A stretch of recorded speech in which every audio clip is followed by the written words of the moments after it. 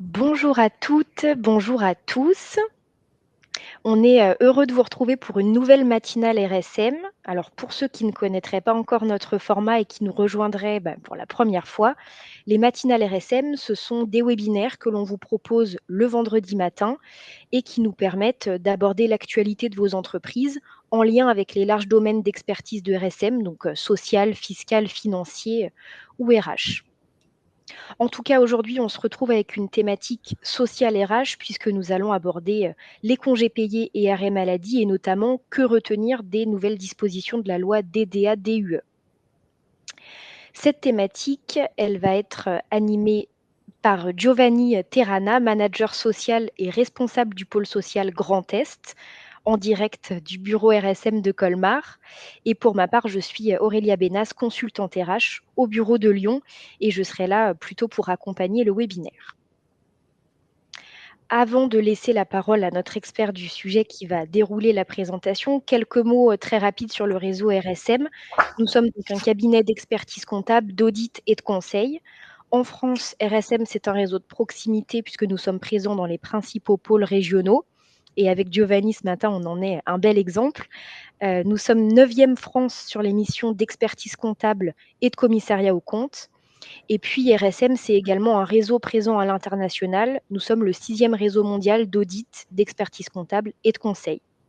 Donc nous sommes un cabinet pluridisciplinaire puisque tous les différents métiers et expertises de RSM nous permettent de couvrir un large spectre de sujets concernant vos structures. Je n'en dis pas plus et je laisse la parole à Giovanni qui va dérouler cette présentation. Merci Aurélia, bonjour à tout le monde, à toutes et à tous. Donc le sujet est d'importance, alors le titre est un peu ramassé, ce n'est pas que congés payés et maladie, c'est un petit peu la réforme introduite par le législateur avec cette loi du mois d'avril 2024 qui vient un petit peu maintenant clarifier la problématique de l'acquisition des congés payés avec on va dire principalement les périodes de maladie. Nous allons aborder 4 sujets principaux: les nouvelles règles d'acquisition des droits à congés payés, l'information du salarié de retour d'arrêt sur ses droits à congés payés, le report des congés payés limité à 15 mois, ainsi que la rétroactivité des nouvelles règles d'acquisition des droits à congés payés. Nous espérons répondre à l'issue de ce webinaire à quelques questions, bien évidemment. Mais pour introduire d'abord le sujet qui est relativement technique, quelques mots d'introduction pour contextualiser et repositionner le sujet pour ceux qui avaient un petit peu zappé tout l'historique. Alors bien évidemment, c'est un rappel succinct, c'est juste pour que vous resituiez la réforme de cette loi, introduite par cette loi. Rappelez-vous, au mois de septembre dernier, 13 septembre 2023, la Cour de cassation est venue nous dire à travers 3 arrêts que nous avions des dispositions qui étaient inapplicables et qui étaient contraires aux droits de l'Union européenne en matière d'acquisition de congés payés en cas d'arrêt de travail pour maladie non professionnelle et pour accident du travail et maladie professionnelle. Donc, ce n'est pas nouveau, on le savait, depuis 10 ans, nous étions en tout cas en France, la Cour de cassation, la Cour de justice de l'Union européenne venait retoquer un certain nombre de sujets qui concernaient ces dispositions. Le législateur n'en faisait pas cas, alors qu'il était relativement tensé par le rapport de la Cour de cassation sur ces questions. Et la Cour de cassation, à un moment donné, a fait son petit Big Bang le 13 septembre dernier, avec les 3 arrêts qui ont effectivement plongé dans un certain désarroi et les entreprises et les professionnels du droit. Les arrêts donnaient un certain nombre de réponses, mais pas toutes, bien évidemment, ce n'est pas son rôle, la Cour de cassation. Mais en tout cas, avait créé une grosse insécurité juridique, ce qui a conduit le législateur à légiférer. Il l'avait dit en son temps, après avis du Conseil d'État, un certain nombre d'avis, a commencé à réfléchir sur l'adaptation du dispositif légal avec le droit européen. Et ceci, bien évidemment, pour atténuer les fameuses conséquences financières qui pesaient et qui pèsent toujours, je vous rassure, sur les entreprises découlant de ces 3 arrêts. notamment sur la question de la rétroactivité. Donc, c'est chose faite, on va dire ça comme ça, avec cette loi du 22 avril 2024 portant diverses dispositions d'adaptation au droit de l'Union européenne, la fameuse loi DADU. Alors voilà, l'acronyme est un peu barbare, comme d'habitude, mais retenez que ce sont des dispositions d'adaptation. Elles ne concernent pas que le droit social, en tout cas, elles concernent sur la partie congés payés, mais elles vont au-delà du droit social avec un certain nombre de dispositions qui ne nous concernent pas ce matin, le droit pénal, la transition écologique ou la finance ou l'économie. Donc, on n'abordera pas ces thématiques ce matin, bien évidemment. La loi du 22 avril a été publiée au journal officiel le 23 avril et désormais, avec son article 37, modifiant un certain nombre de dispositions dans le Code du travail, et elle est entrée en vigueur le 24 avril 2024. Le Conseil constitutionnel n'a pas été saisi, donc on verra ultérieurement, mais en tout cas, c'est le cadre légal maintenant qui est le nôtre à partir du 24 avril 2024. Le dispositif dont on parle ne règle pas non plus toutes les questions, hein, puisque nous avons peut-être un sujet qui sera peut-être posé, mais donc on anticipe d'ores et déjà, c'est la question du report des jours de congé, parce que la question du report est centrale dans le dispositif et dans la réforme de cette loi, introduite par cette loi, c'est le report des jours de congés payés coïncidant avec un arrêt maladie qui est, lui, prévu par le droit européen, pardon. La jurisprudence nationale, aujourd'hui, toujours fait valoir la première cause de suspension du contrat de travail et donc le cumul de l'indemnité compensatrice de congés payés avec les indemnités journalières lorsque le salarié en congé payé tombe malade. Hein. C'est la situation où le salarié est en congé, il tombe malade. Dit autrement, la jurisprudence française nous dit aujourd'hui que le salarié peut cumuler indemnité de congé payé et IJSS. Le droit européen dit l'inverse, dit en gros l'arrêt maladie, en fait, le salarié a droit au report de ses congés, quand bien même l'arrêt maladie est intervenu pendant cette période de congé. Donc, voyez-vous, il y a encore des questions qui vont surgir par la suite. Mais en tout cas, ce point, cette situation qui arrive souvent n'est pas réglée, quand bien même nous avons aujourd'hui des jurisprudences françaises qui vont dans le sens du droit européen, mais en tout état de cause, cette loi, par exemple, ne règle pas cette question pratico-pratique que rencontrent relativement régulièrement les entreprises. Aussi, les grandes lignes de cette réforme, nous allons évoquer effectivement les grandes lignes de cette réforme. Le format de notre webinaire ne permettra pas, bien évidemment, de rentrer dans le détail des détails, mais ça vous donnera en tout cas une vue d'ensemble de l'importance et des enjeux de cette réforme qui impacte bien évidemment les entreprises et les salariés sur un sujet hautement sensible, les congés payés. Avec la rémunération, on se rend compte que c'est un sujet d'importance. C'est la raison pour laquelle nous avons souhaité effectivement aborder cette thématique ce matin. Les grandes lignes de cette réforme sont codifiées aux articles qui sont cités ici. Donc moi, je vous invite aussi, bien évidemment, quand bien même c'est une affaire de spécialistes peut-être, mais en tout cas, le Code du travail se lit relativement bien, même si c'est très technique. Il faut lire les textes de loi avant les commentaires, ça c'est très important. La réforme, c'est le sentiment que l'on peut avoir relativement simple d'apparence, je dis bien d'apparence, mais aujourd'hui, il sera susceptible d'engendrer de nouvelles interrogations, parce qu'elle est très technique quand même, tant du côté salarié que employeur, des travaux supplémentaires inévitables, vous verrez, à la charge des équipes RH, dont les équipes payent, puisqu'il va falloir effectivement revoir un peu son logiciel des congés payés au sens propre et au sens figuré, logiciel au sens une réflexion sur la politique RH, sur l'organisation des congés payés dans l'entreprise, probablement de nouvelles précisions de la Direction générale du travail, donc la DGT, dans le cadre d'éventuelles séries de questions-réponses, séries de questions-réponses qu'on a pris l'habitude d'avoir lorsque les réformes sont d'importance. L'administration du travail a d'ores et déjà répondu à un certain nombre de fournisseurs documentaires, puisqu'elle répond maintenant relativement bien. Bien sûr, ça reste une position administrative, susceptible d'appréciation des tribunaux, puisque c'est le juge de paix qui interviendra, c'est la Cour de cassation qui tranchera. Ça reste bien évidemment des positions administratives. Les inspections du travail ont d'ores et déjà, ou ont commencé déjà à répondre. Au cabinet, on a commencé à avoir, nous, des réponses sur des questions, des problématiques assez techniques de cette réforme. Donc, je pense que les pouvoirs publics sont assez mobilisés sur ces questions-là.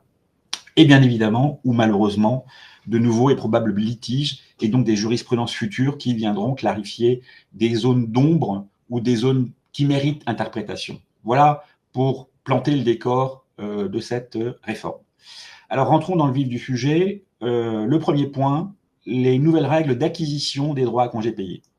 Alors, rappelons un petit peu ce que nous avions par le passé avant la loi du 22 avril. Donc le premier point sur l'acquisition des droits à congés. Alors, on va faire simple, hein, on ne va pas rentrer dans le détail des congés ou de la législation sur les congés payés, mais retenons que un salarié acquiert 2 jours et demi ouvrables de congés payés par mois de travail effectif, soit 30 jours ouvrables, ça veut dire 5 semaines de congés, au cours d'une période dite de référence, en principe 1er juin, 31 mai. Donc on garde, alors 2 jours et demi, c'est ce que dit le Code du travail. Bien évidemment, on peut calculer les congés en jours ouvrés. Ça nous donne 2 jours par mois à hauteur de 25 jours ouvrés. Mais nous allons, tout au long de cette matinée, évoquer la notion des congés payés en jours ouvrables. Toute absence pour maladie non professionnelle et accident du travail et maladie professionnelle au-delà d'1 an d'absence pour ce motif, hein, AT-MP, empêchait par le passé, donc avant cette loi, le salarié d'acquérir les congés payés pendant la durée de l'absence. C'est ça le cœur du problème, c'est ça le nœud gordien de toute cette affaire. Par le passé, la maladie non professionnelle en droit français ne permettait pas d'acquérir des congés payés, sauf bien évidemment une disposition découlant de la convention collective plus favorable. Néanmoins, dans le Code du travail, et je pense que vous l'aviez bien en tête, et vous l'avez toujours bien en tête, nous avons une règle d'équivalence qui permet toujours, et qui n'a pas changé, d'acquérir effectivement la totalité des congés payés dans l'hypothèse où le salarié a effectué 48 semaines de travail effectif, hein, puisque la règle d'équivalence en droit français, qui reste la même, 4 semaines ou 24 jours constituent 1 mois pour le calcul d'acquisition. Ainsi, comme je le disais, un salarié présent 48 semaines sur une période de référence bénéficiait tout de même d'un droit à congé complet. Donc cette règle reste toujours valable. Donc dit autrement, sur les 52 semaines que compte une année, le salarié se voyait en aucune façon empiéter de ses droits à congés payés dès lors que la durée de la maladie sur une année complète ne dépassait pas 4 semaines. Deuxième point, alors pardon, ce qui change, excusez-moi, sur l'acquisition des droits à congés payés, le point qui ne déroge pas pour l'instant, qui n'est pas modifié, ça reste le principe du droit à congé payé sur la notion de travail effectif, dont dépend le calcul de la durée des congés payés. Pourquoi on insiste sur ce point? Puisque, bien évidemment, une absence non rémunérée, une absence injustifiée, un congé sans solde, toute une série d'absences que peut rencontrer l'entreprise à travers le comportement d'un salarié ne va pas permettre au salarié d'acquérir les droits à congés payés. C'est la raison pour laquelle la notion de travail effectif est d'importance.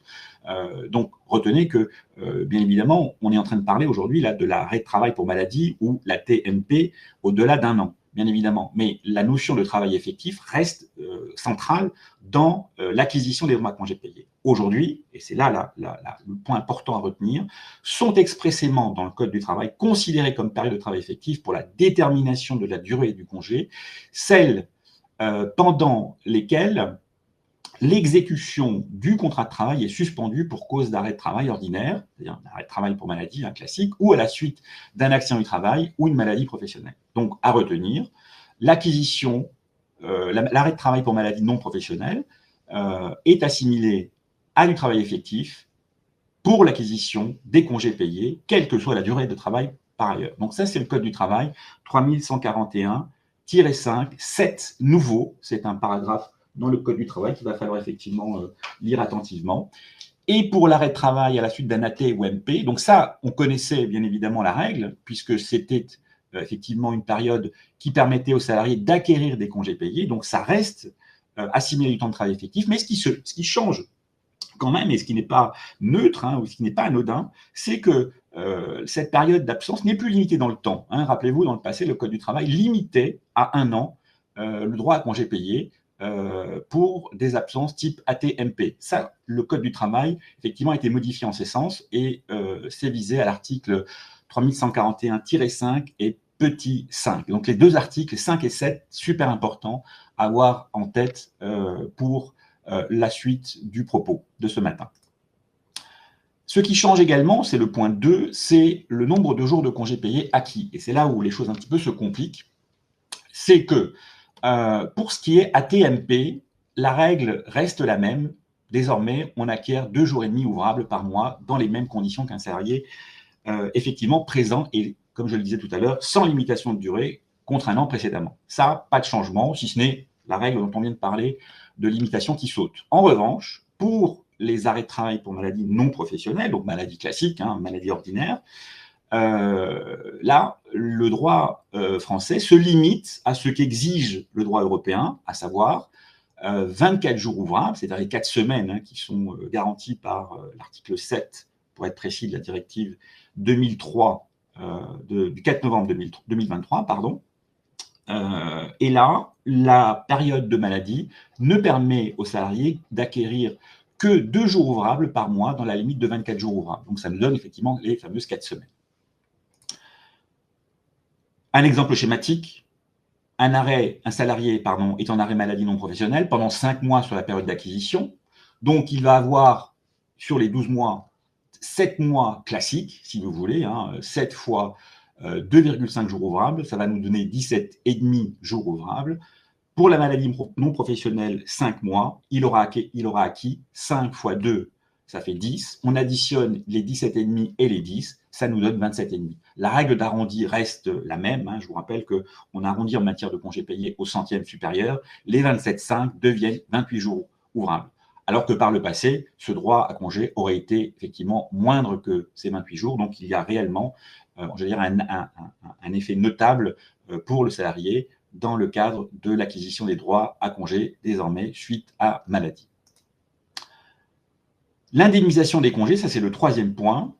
Là, le petit mot de rappel, je vous rappelle que l'indemnisation du congé payé, selon l'article du Code du travail 3141-24, 1, paragraphe 1, dit la chose suivante: le montant de l'indemnité de congé payé est égal en fonction de la méthode de calcul la plus avantageuse pour le salarié, soit au salaire qu'il aurait perçu s'il avait continué à travailler. C'est la règle du maintien de salaire, qui est effectivement généralement la pratiquée le plus souvent dans les entreprises, soit le 10e de la rémunération brute totale perçue par le salarié pendant la période de référence au cours de laquelle ont été acquis les congés payés. C'est la règle du 10e. Donc en réalité, c'est une règle, lorsque vous externalisez les payes, vous ne le voyez pas forcément parce que c'est le logiciel qui le calcule, mais retenez simplement qu'un salarié qui touche généralement la même rémunération, c'est la règle du maintien qui s'avère être la plus favorable. La règle du 10e s'avère être la plus favorable généralement pour les salariés, alors pas généralement, le plus souvent pour les salariés qui perçoivent des commissions, du salaire variable, notamment les commerciaux, qui se voient à un moment donné verser des primes, des commissions. Et là, dans cette hypothèse, quand ils partent en congé, la valeur congé payé est supérieure à la règle du maintien, et c'est celle qu'il doit retenir. Cette règle du maintien, la comparaison maintien-salaire 10e, je le rappelle et j'insiste, ce n'est pas une option, c'est le Code du travail qui le dit, il faut l'appliquer. Ce qui change avec la réforme, compte tenu de ce dont nous parlions tout à l'heure, c'est l'adaptation de cette règle du 10e en matière de congés payés pour les congés payés acquis en matière de maladie. La rémunération correspondant à ces périodes d'arrêt de travail n'est désormais prise en compte qu'à hauteur de 80% au lieu de 100% dans le calcul de l'indemnité de congés payés. Bien évidemment, doit être comparée à nouveau cette règle des 80% avec la règle du maintien de salaire. Voilà pour cette première partie, avant d'évoquer le deuxième sujet. Donc, vous voyez déjà, sur ces 3 points dont nous avons parlé, il y a effectivement déjà des sources de complexité dont on espère qu'ils pourront être en partie ou grandement résolus à travers les logiciels de paye, puisqu'il y a maintenant une sorte de décrochage sur l'acquisition des droits à congés payés, selon que l'arrêt de travail résulte de la maladie professionnelle ou de l'accident du travail, bien évidemment, ou la maladie simple, donc avec un décrochage sur le décompte des jours de congés payés, 24 jours au lieu de 30 jours, premier point. Et deuxième point, la question de l'indemnisation des congés payés, la règle du 10e est adaptée à partir des congés payés acquis suite à maladie non professionnelle. Deuxième sujet d'importance aussi, et qui change, et qui doit être bien appréhendé désormais par les entreprises, c'est l'information du salarié, une petite coquille, de retour d'arrêt de travail sur ses droits à congés payés. Alors, le Code du travail nous dit désormais, à l'issue d'une période de travail pour maladie ou accident professionnel ou non, l'employeur est désormais tenu, dans le mois suivant sa reprise du travail, de porter à la connaissance du salarié les informations suivantes: le nombre de jours de congé dont il dispose, la date à laquelle ces jours de congé peuvent être pris. L'information peut être réalisée par tout moyen, conférant date certaine à sa réception, notamment au moyen du bulletin de paye. Information d'une extrême importance, puisque, il s'applique à tous les arrêts de travail pour maladie non professionnelle AT-MP, quelle qu'en soit la durée, donc un article à vocation générale.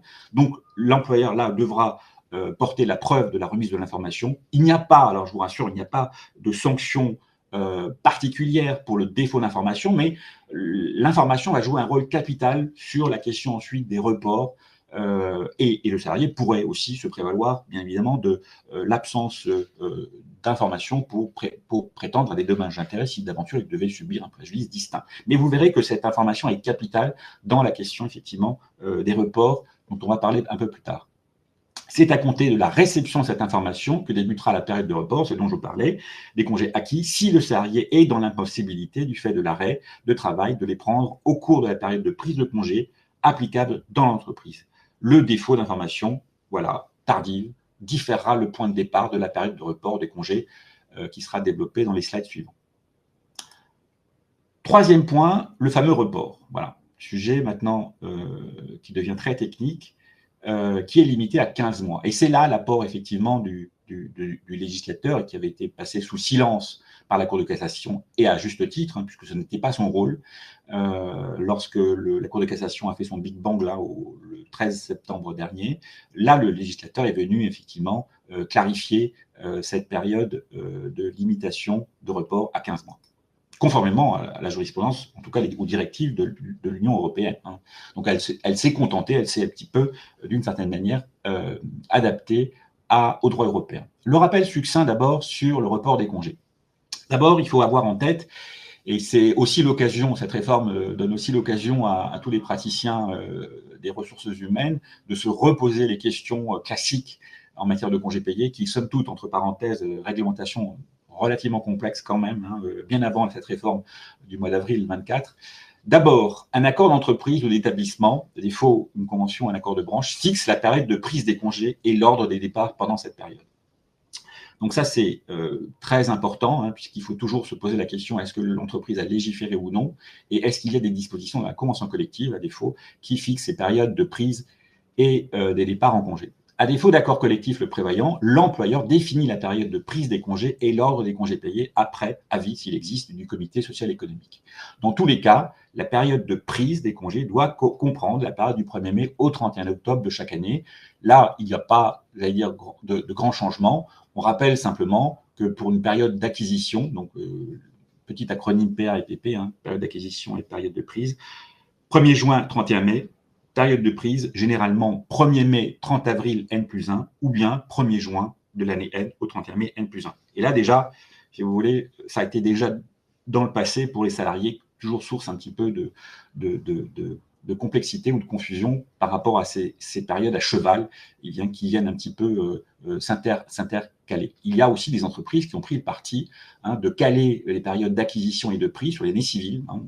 Personnellement, j'ai eu l'occasion déjà de conclure des accords d'entreprise qui fixent une période d'acquisition du 1er janvier au 31 décembre, avec une période d'acquisition du 1er janvier au 31 décembre de l'année N+1. Voilà, pour faire simple. Mais en tout cas, nous avons malheureusement ou heureusement, tout dépend un petit peu de la compréhension, mais des périodes à cheval qui viennent un petit peu et qui nécessitent d'être bien appréhendées pour comprendre ensuite cette mécanique du report. Donc un rapide visuel pour que vous compreniez bien comment on raisonne. Donc les congés payés 2024, donc du 1er juin 23 au 31 mai 24, doivent être consommés, en tout cas pris, devraient être, si la période effectivement est fixée au 1er mai, donc du 1er mai 2024, au 30 avril 2025. En 2025, c'est pareil, même schéma, 1er juin, période d'acquisition, 1er juin 2024 au 31 mai 2025, période de prise du 1er mai 2025 au 30 avril 2026. Voilà, c'était peut-être cette gymnastique de l'esprit qu'il va falloir reprendre et bien avoir en tête et qui effectivement est vraiment indispensable pour comprendre cette notion de report. Rappel succinct, je vais passer relativement vite pour dire quoi? Pour dire que l'employeur porte à la connaissance des salariés au moins 2 mois à l'avance la période de venir des vacances. L'ordre des départs est communiqué et fixé par l'employeur et communiqué par tout moyen 1 mois avant le départ. Modification possible en cas de circonstances exceptionnelles. L'organisation des congés relève du pouvoir de direction de l'employeur. Tous les congés doivent être pris en fin de période, hors absence imprévue. C'est une obligation de l'employeur, on le rappelle, de veiller à ce que le salarié exerce ce droit en nature, pas de versement d'indemnité compensatrice en remplacement pendant la période de congé. Ça, c'est très important. Une question lancinante sur ces questions de versement d'indemnité de congé payé pendant la période d'exécution du contrat. Le Code du travail ne prévoit pas. Les cas de report que nous avions déjà dans le Code du travail avant la réforme et sans limitation de période de report, ce sont les congés de maternité, d'adoption, les congés de paternité, d'accueil de l'enfant, congé parental d'éducation, congé de présence parentale. Nous avions également d'autres cas de report visés par la jurisprudence antérieurement à la loi du 22 avril. C'est la maladie ou l'accident d'origine professionnelle avec ou non une possibilité de limiter le report sur une période d'une durée substantiellement supérieure. Donc nous avions, si vous voulez, par le passé, déjà des dispositifs de report, soit fixés par la loi, soit par la jurisprudence. Désormais, avec l'entrée de la nouvelle loi du 22 avril, notre conseil, entre guillemets, c'est quelque chose un petit peu, j'allais dire, c'est une lapalissade de l'écrire dans ce slide, mais il devient impératif, effectivement, de formaliser dans l'entreprise les obligations dont on a parlé, à savoir la période de référence pour l'acquisition des congés payés, 1er juin, N au 31 mai, N+1, à défaut d'accord collectif sur le sujet, fixer la période de congé, de prise de congé et la porter à la connaissance des salariés, fixer l'ordre des départs, veiller au respect des dates de congé, leur prise effective, et suivre les compteurs de congés payés selon leur période d'acquisition, et vous aménager bien évidemment des éléments de preuve vu les difficultés potentielles auxquelles on peut être confronté désormais avec cette loi du 22 avril 2024. Voilà, ce qui change désormais, c'est la création d'un mécanisme de report et d'extinction des congés payés non pris, c'est le cas général, et une réglementation spécifique ou dérogatoire, comme vous voudrez, du cas de l'arrêt de travail de longue durée. Ça, c'est le cas dérogatoire. Voilà. Alors, le cas général, le Code du travail nous dit la chose suivante. Le salarié dans l'impossibilité pour cause de maladie ou d'accident, professionnel ou non, de prendre au cours de la période de prise des congés tout ou partie des congés payés qu'il a acquis, dispose désormais d'une période de report maximale de 15 mois pour les utiliser. À l'issue de cette période, les congés non pris sont définitivement perdus. Cette période de report de 15 mois débute à la date à laquelle le salarié a reçu de l'employeur, postérieurement à sa reprise du travail, des informations sur le nombre de jours de congés dont on a parlé, voire le développement numéro 2 ci-avant. Un accord d'entreprise peut bien évidemment déroger à cette période de 15 mois, aller de manière plus favorable au-delà de 15 mois, mais le 15 mois est minimum. Le cas spécifique, c'est le salarié qui est en arrêt de travail pour maladie ou accident professionnel ou non depuis au moins 1 an à la date à laquelle s'achève la période de référence au titre de laquelle les congés ont été acquis. Dans ce cas de figure, le point de départ du délai de 15 mois est fixé à la fin de la période d'acquisition, même si le salarié est toujours en arrêt de travail. Donc, on va essayer rapidement, et je vois que l'heure tourne, de prendre quelques exemples de report. Nous avons pris l'exemple d'un salarié absent pour maladie du 1er avril 2024 au 30 novembre 2024, c'est-à-dire 8 mois. La période d'acquisition, 1er juin 23 au 31 mai 24. Donc, 1er juin N-1, 31 mai 24, donc elle est N. Il s'agit donc de droits acquis au cours d'une période durant laquelle le contrat de travail est suspendu depuis moins d'1 an. Ici, uniquement 2 mois, durant la période d'acquisition, 2024. La période de prise des congés 24, 1er juin au 31 mai 25. Les droits, on les proratise, bien évidemment. On aboutit à 29 jours ouvrables, avec le calcul qui vous est présenté. La reprise du travail le 2 décembre, puisque son arrêt de travail finit le 30 novembre. L'information de l'employeur dans le mois qui suit l'arrêt, donc la réponse est oui, il faut faire une information, donc le 6 décembre, on a pris l'exemple du 6 décembre. La solution que l'on donne ici, c'est que le report n'est pas applicable, car la période de prise de congé acquis est toujours ouverte à la date de reprise, donc le 6, puisque les congés, là, sont à prendre jusqu'au 31 mai 2025. Donc, à retenir, effectivement, une information que l'on donne aux salariés, certes, mais il n'y a pas de report de 15 mois qui vient s'introduire, qui vient s'appliquer ici. L'exemple 2. Donc là, on a toujours nos fameux périodes d'absence pour maladie du 1er avril 24 au 30 novembre 24. Là, on parle désormais des congés payés 25, puisque nous avons, par les biais de ces périodes-là qui s'articulent, une nouvelle période de congés qui s'ouvre et d'acquisition, donc 1er juin 24, 31 mai 25. Il s'agit donc de droits acquis au cours d'une période durant laquelle le contrat de travail est suspendu depuis moins d'un an, toujours, ici uniquement 6 mois, durant la période d'acquisition 25. Donc, période de prise 1er juin 25, 31 mai 26, toujours en décalé, voyez-vous. Les droits à congé là, on les recalcule, donc 27 jours, selon la formule qu'on explicite. Reprise du travail le 2 décembre. On a une information de l'employeur, oui, en application du Code du travail. Le report n'est pas applicable car la période de prise de congé acquis à la date de reprise est toujours ouverte, quoi qu'il en soit. Elle n'est même pas ouverte, si vous voulez, mais elle sera ouverte au 1er juin 25 jusqu'au 31 mai 26, et les congés sont à prendre d'ici le 31 mai 26. Alors là, c'est les deux cas de figure où le report de 15 mois est non applicable. Exemple 3, où là, on a le fameux mécanisme de report qui vient s'appliquer. On a pris l'exemple toujours du 1er avril au 30 novembre, un arrêt de travail, mais là, la prise de congé, l'entreprise décide de fixer du 1er mai au 31 octobre, donc 6 mois. Les droits à congés payés sont revalorisés à 29 jours, exemple précédent. La reprise du travail, c'est le 2 décembre. Or, le 2 décembre, la période de prise de congé est close, 31 octobre 2024. Dans ces conditions, effectivement, non seulement l'employeur se doit d'informer le salarié de ses droits tels que l'on l'a évoqué tout à l'heure, là, l'information est donnée en l'occurrence le 30 décembre, le report de 15 mois est applicable en application des dispositions du Code du travail, car il y a là une impossibilité de prendre la totalité des congés acquis du fait de la date de clôture de la prise de congé au 31 octobre. Donc les congés acquis ici 2024 seront à prendre avant le 31 mars, c'est-à-dire 30 décembre 24, date de l'information de l'employeur, plus 15 mois. D'où l'importance, dont on parlait tout à l'heure, de bien veiller et d'être attentif à l'information effectivement de l'employeur pour fixer le point de départ du délai de report de 15 mois, faute de quoi les congés sont toujours acquis et sont toujours à prendre ultérieurement tant que l'employeur effectivement n'a pas donné l'information. Donc vous voyez un exemple ici effectivement de report où les 15 mois s'appliquent à partir du moment où l'employeur effectivement donne l'information. Point de vigilance, bien évidemment. La période de report de 15 mois ne concerne que les situations où les congés ne peuvent être pris lors de la période normale de prise, du fait de la maladie ou de l'accident. Si le salarié reprend le travail au cours de la période de prise des congés et qui peut donc prendre ses congés, la période de report de 15 mois ne s'applique pas. La période de 15 mois commence à courir à compter du moment où l'employeur informe le salarié sur les droits à congés payés postérieurement à la reprise du travail. L'information doit être donnée dans le mois qui suit la reprise, très important, à l'issue de la période de 15 mois. Si le salarié n'a pas pu solder ses congés, ils sont définitivement perdus. Le cas spécifique, l'arrêt de travail supérieur à 1 an. On s'est donné la peine de donner un exemple avec une absence pour accident du travail du 1er juin 24 au 30 novembre 26, 25 mois en l'occurrence.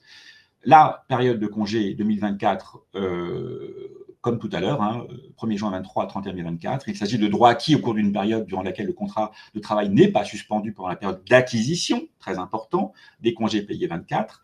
La période de prise des congés 24, 1er juin 24 au 31 mai 25. Le congé, donc comme c'est dilaté, pas de minoration, 30 jours ouvrables, pas de difficulté à ce niveau-là. Reprise du travail le 1er décembre. Donc période de prise des congés est close, bien évidemment. Là, le report de 15 mois, l'information de l'employeur, 30 décembre 26. Le report de 15 mois est applicable en application des dispositions du Code du travail. Les congés payés 24 seront à prendre avant le 31 mars 28, c'est-à-dire 30 décembre 26 plus 15 mois, 31 mars 2028. Exemple 5, toujours cas spécifique, l'arrêt de travail supérieur à 1 an. Accident du travail toujours du 1er juin 24 au 30 novembre 26, 25 mois. Ici, durant l'acquisition des congés payés 25, le contrat est suspendu au moins pendant une durée d'1 an. On est bien d'accord, 1er juin 24 au 31 mai 25. Donc là, on a un salarié qui est présent, qui est absent pendant au moins 1 an. Donc là, cas dérogatoire, les droits à congés payés toujours 30 jours ouvrables. Le report de 15 mois est applicable à la fin de la période d'acquisition des congés 25, soit jusqu'au 31 août 26, plus 15 mois, contrairement à tout à l'heure où on évoquait la période de l'information du salarié. Donc le salarié, étant toujours en arrêt de travail à cette date, puisqu'il reprend effectivement le travail le 1er décembre 2026, les congés, ici, si le salarié étant toujours en arrêt de travail à cette date, les congés payés, 25, seront définitivement perdus. Et là, effectivement, c'est un cas dérogatoire qui vient illustrer la perte des congés pour limiter, et c'est l'apport du législateur, pour limiter effectivement l'impact financier pour les entreprises à travers des périodes d'arrêt de travail qui se prolongeraient au-delà d'un an.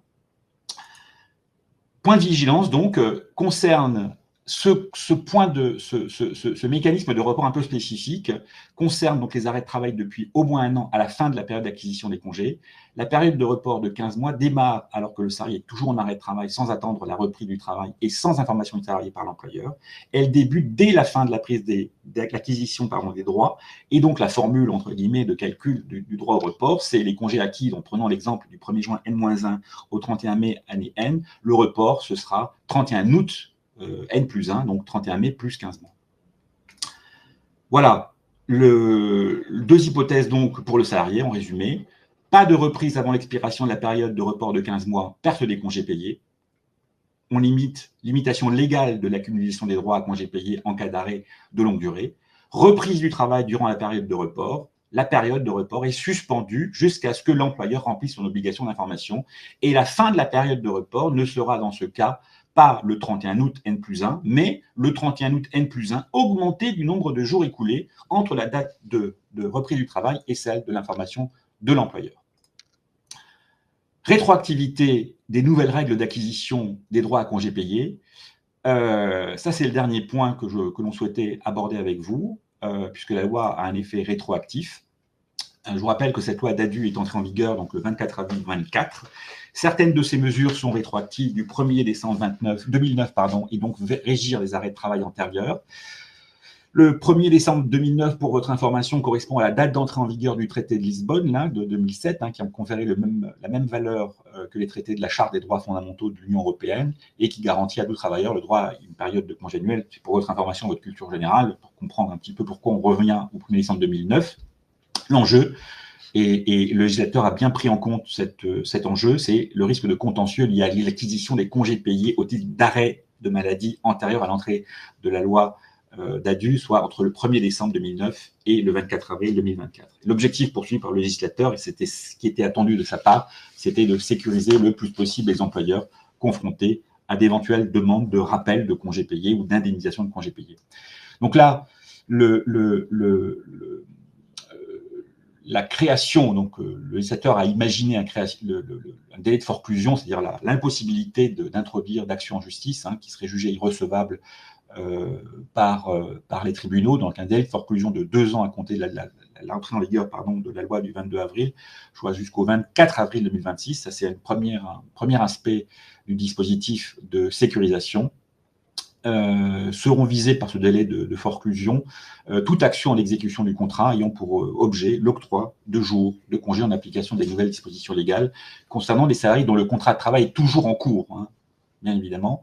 Point de vigilance visant la situation des salariés dont le contrat de travail est déjà rompu.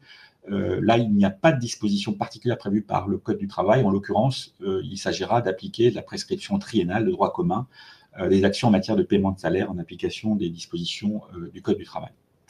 Donc le mécanisme, avant d'évoquer le mécanisme, rapidement les mesures qui sont concernées par la rétroactivité pour les salariés toujours en poste, c'est l'assimilation des périodes d'arrêt de travail pour maladie non professionnelle du travail effectif, s'agissant de l'acquisition des droits à congés payés, l'acquisition de 2 jours ouvrables de congés payés par mois de travail effectif chez le même employeur pour maladie non professionnelle, le calcul de l'individu de congés payés en résultant selon la règle du 10e, la période des congés payés et ses 2 points de départ distincts, la nouvelle obligation d'information du salarié de retour d'arrêt de travail sur ses droits à congés payés. Il n'est pas prévu de rétroactivité de la mesure supprimant la limite d'1 an, celle dont on a parlé tout à l'heure pour l'acquisition des congés payés durant un arrêt de travail pour AT-MP. Voilà pour les mesures qui ont vocation à agir rétroactivement pour les salariés toujours en poste. Donc le schéma, je l'ai résumé ici puisque ça mériterait des exemples, mais le format du webinaire ne nous permet pas d'entrer trop dans le détail. Retenez que dans le cas de figure d'un salarié toujours présent, pour déterminer les modalités de report des congés payés dont peut bénéficier le salarié au cours de la période du 1er décembre 2009 au 23 avril 2024, il faut distinguer donc les périodes de maladie sur les périodes d'acquisition des congés auxquels elles se rattachent à la fin de chaque période d'acquisition. C'est le schéma qu'on a essayé un petit peu d'évoquer ce matin. En tout cas, d'exposer le mieux possible de manière succincte. Donc ça, c'est la règle qu'il va falloir effectivement adopter et avoir bien en tête. Et comme le législateur limite les droits à congé à 24 jours pour les périodes antérieures, pour maladie non professionnelle, il faut vérifier le compteur congé du salarié. Soit il est inférieur à 24 jours, et dans le cas de figure, on applique les règles dont on a développé tout à l'heure, suspension du contrat de travail supérieur ou égal à 1 an ou inférieur à 1 an, et on applique les règles de report spécifiques visées par le Code du travail ou la règle générale du report de l'information suite à l'information de l'employeur plus 15 mois, et on vérifie, bien évidemment, ou bien le compteur est supérieur à 24 jours, et là, il n'y a pas de régularisation a priori. On a pris l'exemple l'exemple suivant, sur une période d'acquisition antérieure, un salarié a été absent 2 mois pour maladie ordinaire et a effectivement travaillé 10 mois, il ne pourra réclamer aucun droit à congé supplémentaire au titre de l'arrêt de travail. Il a en effet bénéficié sur cette période de 25 jours ouvrables de congés payés au titre des périodes travaillées, donc 2,5 x 10. La 5e semaine n'est pas visée par le droit européen. Dans tout ça, il y a effectivement le délai de forclusion, donc qui encadre les actions en justice potentielles que le salarié pourrait envisager d'intenter vis-à-vis de l'employeur, à l'encontre de son employeur, c'est-à-dire le délai de forclusion de 2 ans à compter du 24 avril 2024. Donc, au-delà du 24 avril 2026, il n'y aura plus d'action possible sur ces questions-là. Cas de figure des salariés sortis lors de l'entrée en vigueur de la loi. Donc la loi, là, ne prévoit pas de dispositions spécifiques pour les salariés qui ne seraient plus à l'effectif de l'entreprise au moment de l'entrée en vigueur de la dite loi. Si le salarié a quitté l'entreprise depuis plus de 3 ans à la date d'entrée en vigueur, selon l'administration, et même chose, le Conseil d'État a donné une réponse similaire, la prescription triennale s'applique et donc fait obstacle aux actions des anciens salariés ayant quitté leur employeur depuis plus de 3 ans.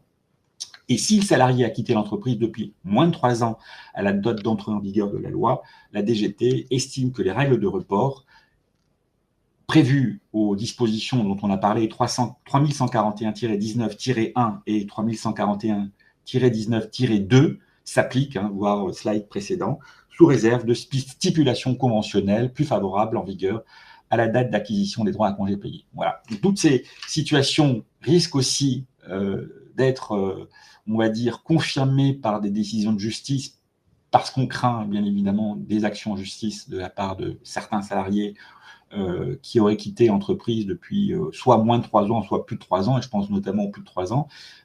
Donc, il y a effectivement des précisions, ou en tout cas des solutions qu'apportera la Cour de cassation ultérieurement sur ces questions de prescription pour les salariés sortis de l'entreprise, de l'effectif de l'entreprise depuis l'entrée en vigueur de la loi. Et je crois, voilà, que j'en ai fini. Vous m'excuserez, alors juste avant qu'Aurélia reprenne la parole, vous m'excuserez on va dire, de la rapidité des explications sur un sujet aussi technique, mais notre objectif était de vous présenter bien évidemment les grandes lignes. Je suis personnellement désolé de vous présenter ça, alors que la réforme est très technique, de manière assez synthétique. J'espère qu'il y aura des lumières qui se seront allumées pour bien comprendre les enjeux, en tout cas. Ça nécessitera bien évidemment de s'interroger sur des cas particuliers, de bien reprendre les dispositions du Code du travail dont on a parlé à tête reposée, avec des schémas, très probablement, puisque il y aura des petits calculs à faire, et il est possible que, et vous verrez dans la documentation, tout le monde un petit peu s'écharpe sur de très beaux schémas avec des lignes du temps entre période d'acquisition et période de prise. Ça, c'est le premier point. On attend avec impatience, et ça, ce sera un peu mon mot de la fin avant de passer la parole à Aurélia, on attend avec impatience aussi pour la mise à jour des logiciels de paye, en espérant aussi que les logiciels s'ajusteront le mieux possible. Des SIRH, probablement, des fonctionnalités, des modules spécifiques sur des congés payés pourront certainement simplifier, faciliter la vie des entreprises depuis cette réforme. La bonne nouvelle, c'est que peut-être nous avons eu, alors bonne ou mauvaise nouvelle, nous avons eu quasiment une dizaine d'années de répit. La Cour de cassation, en fait, avait sifflé à la fin de la récréation 2023, en septembre. Le législateur est intervenu finalement cette année. Il faut se dire simplement que toutes ces questions-là, nous aurions dû nous les poser déjà bien avant. Aujourd'hui, nous n'avons plus le choix, comme dirait l'autre, plus d'échappatoire, avec les jurisprudences de septembre 23 et désormais la réforme d'avril 24. Donc désormais, effectivement, il va falloir s'y soumettre et en tout cas le faire avec le plus de sérieux possible sur un sujet hautement sensible. Voilà, merci. Merci Giovanni déjà pour ta présentation qui était très claire et on l'a souligné dans les commentaires. Effectivement, je te rejoins sur le fait que c'est un sujet qui est très dense, mais c'est aussi le propre de nos matinales RSM, c'est que voilà, on essaye sur un temps court de vous donner les grandes lignes. Vous avez dû voir dans le chat, on vous a mis un lien où vous pouvez nous renseigner vos coordonnées pour qu'on puisse éventuellement poursuivre l'échange avec vous et aller bien évidemment davantage dans le détail et sur une véritable prestation de conseil. Il y a beaucoup de questions, donc c'est aussi pour ça que je vous dis ça, on ne va pas pouvoir répondre à tout le monde. Toutes les questions, oui, on est désolé, oui, effectivement. Mais voilà, on Alors, ce va... qui est important, oui, Aurélia, pardon, excuse-moi. Bien sûr, Ce que je voulais dire aussi, c'était que, effectivement, pour les clients du cabinet RSM, j'allais dire, vous avez tout à fait la possibilité, et ça, je vous invite à le faire, bien évidemment, à contacter en région vos interlocuteurs traditionnels. Ils sont formés, voilà. Ils sont déjà bien briefés, comme dirait l'autre, sur ces questions-là. Donc ça, je vous invite à le faire. Pour ceux qui ne sont pas clients RSM, vous avez bien évidemment la possibilité de poser vos questions. On fera un tri par région sur le territoire national pour vérifier qui pourrait vous recontacter sur ces questions. On essaiera de répondre au mieux, bien évidemment, si c'est possible. Il n'en demeure pas moins que les questions très particulières nécessiteront consultation, très probablement, puisque des situations, on en a tous. Et c'est vrai que les enjeux financiers sont d'importance dès lors qu'on s'interroge sur l'antériorité et la rétroactivité. tout à fait. Alors, on va peut-être pouvoir prendre quand même en direct quelques questions. Il y a beaucoup de questions qui reviennent sur l'information de l'employeur aux collaborateurs, sur voilà, comment l'employeur doit donner l'information et la communication des congés. Est-ce que ça nécessite véritablement un courrier spécifique ou est-ce que l'information qui est portée sur le bulletin de paye vaut information et peut suffire? Voilà, il y a pas mal de questions autour de ça. Alors, si on reprend les dispositions du Code du travail 3141-19-3, je vais me permettre de lire parce que c'est important. Bien Ce sûr. sont effectivement déjà c'est du formalisme, voilà, qui nouveau et dont l'entreprise en fait a besoin effectivement de s'approprier. Il dit la chose suivante: au terme d'une période de travail pour cause de maladie ou d'accident, l'employeur porte à la connaissance du salarié, dans le mois qui suit la reprise du travail, les informations suivantes par tout moyen, conférant date certaine à leur réception, notamment au moyen du bulletin de paye. Donc la réponse sur le bulletin de paye est oui, mais aujourd'hui, la confection du bulletin de paye ne permet pas de répondre strictement aux exigences du Code du travail, puisqu'on a potentiellement une information liée en fait au compteur qui tourne traditionnellement, au compteur que l'on connaît en bas de fiche de paye. Soit dit en passant, le compteur n'est pas obligatoire.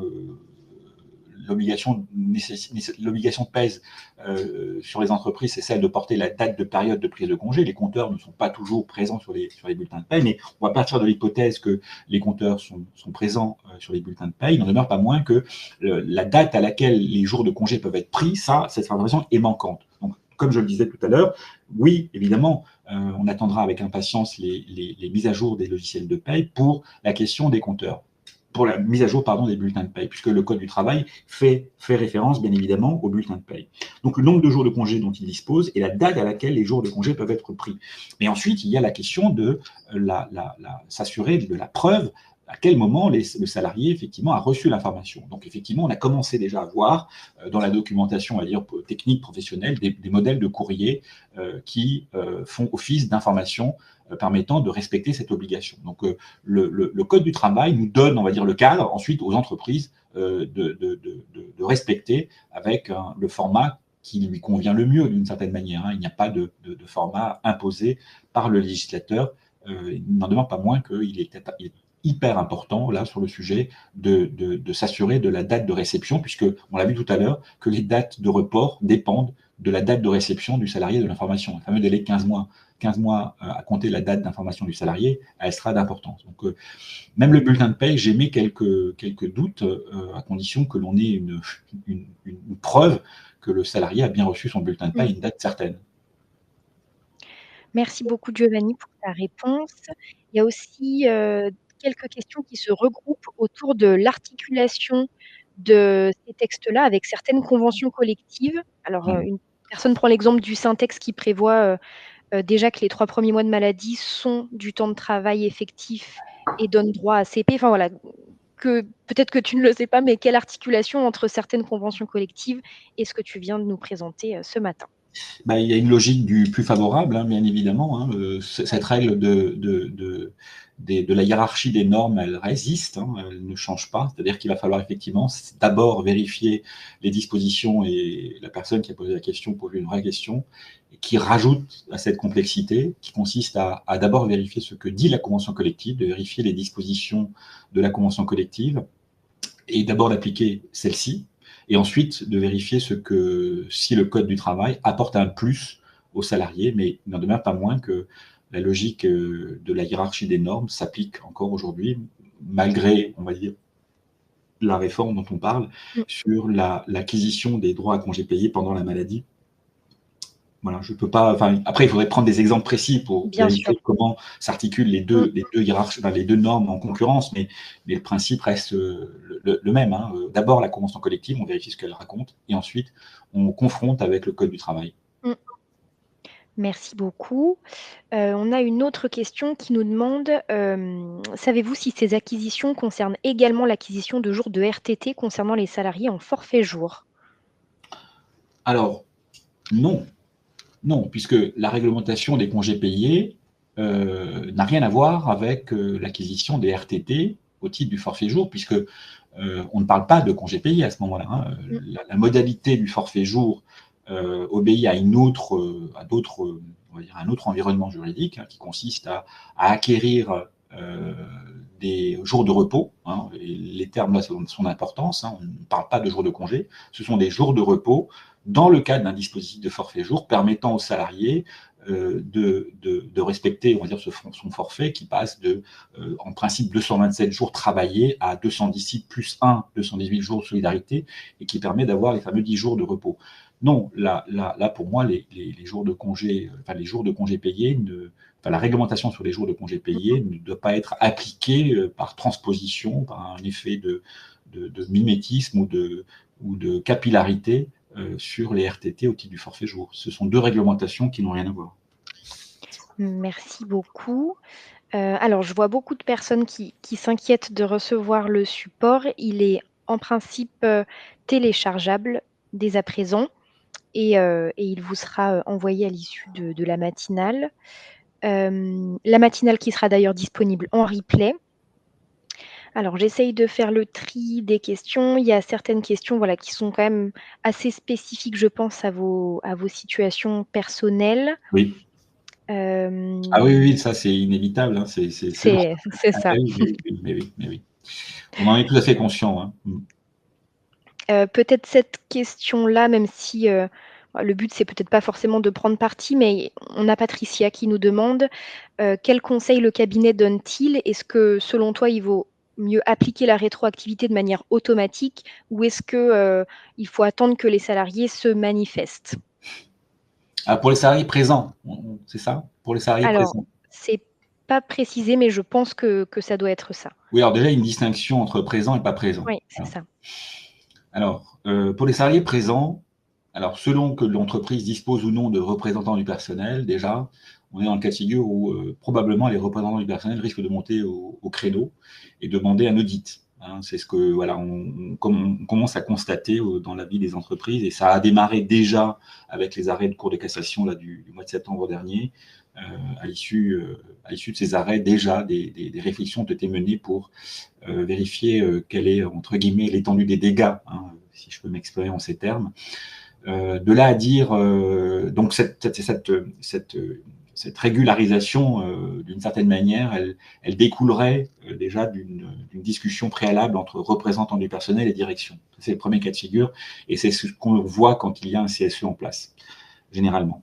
Lorsqu'il n'y a pas de CSE en place, un comité social économique, pas de représentant du personnel, j'allais dire,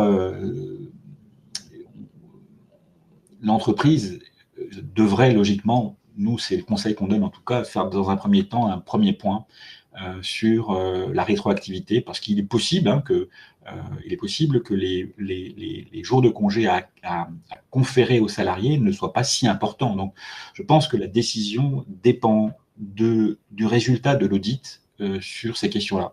Donc difficile de répondre de manière générale et trancher sur cette question de régularisation. Ça, c'est le premier point. Ensuite, il y a aussi une règle un petit peu de bon sens, enfin en tout cas un comportement, une posture de bon sens pour le chef d'entreprise, c'est que le salarié a aussi connaissance de cette information, enfin en tout cas de cette réglementation, et dans le cadre de bonnes relations avec les salariés, l'entreprise, et là nous on a commencé à travailler au cabinet, les entreprises nous demandent en réalité d'examiner, on en est aux phases un petit peu d'audit, de voir un petit peu où on se situe. Parce qu'il est possible aussi qu'il n'y a pas forcément un volume de jours de congé très important à accorder du fait non seulement de la règle de prescription, du phénomène d'extinction dont on a parlé, mais aussi de la règle d'équivalence. Il faut vraiment que le salarié ait été absent plus de 4 semaines de maladie. Donc voilà, ça c'est sur la partie salarié présent. Donc en résumé, audit préalable avant à mon avis, d'agir sur d'éventuelles régularisations. Et de toute façon, la régularisation nécessite de savoir de quoi on parle, d'où la nécessité de faire tourner un petit peu des feuilles de calcul sur ces questions-là, premier point. Pour les salariés sortis, voilà. Alors sauf si les salariés se sont déjà manifestés, bien évidemment, où là il faut prendre sa petite calculette et les fameux schémas pour voir de quoi aussi parle-t-on.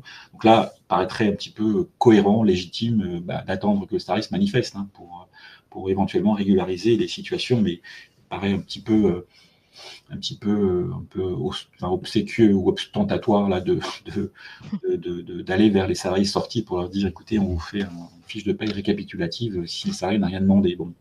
Mais c'est vrai que ce sont des postures un petit peu inconfortables dans lesquelles l'entreprise se doit un petit peu de s'interroger, on en est tout à fait conscient. Je dirais qu'il faut faire probablement du cas par cas. Ouais. Tout à fait. Je vous propose que ce soit le mot de la fin, il est 10h27. Je vous invite vraiment à renseigner vos coordonnées pour qu'on puisse revenir vers vous et poursuivre l'échange de façon beaucoup plus personnalisée en fonction de vos différentes situations. Voilà, on espère en tout cas avoir en partie répondu à vos questionnements. Et voilà, la présentation reste disponible ainsi que ce webinaire en replay et il nous reste à vous souhaiter une excellente journée. Une excellente journée. Je me joins à Aurélia, effectivement, pour vous souhaiter un excellent week-end également. Voilà. Merci à tous et à très bientôt. À Merci beaucoup. bientôt. Au revoir. Au revoir.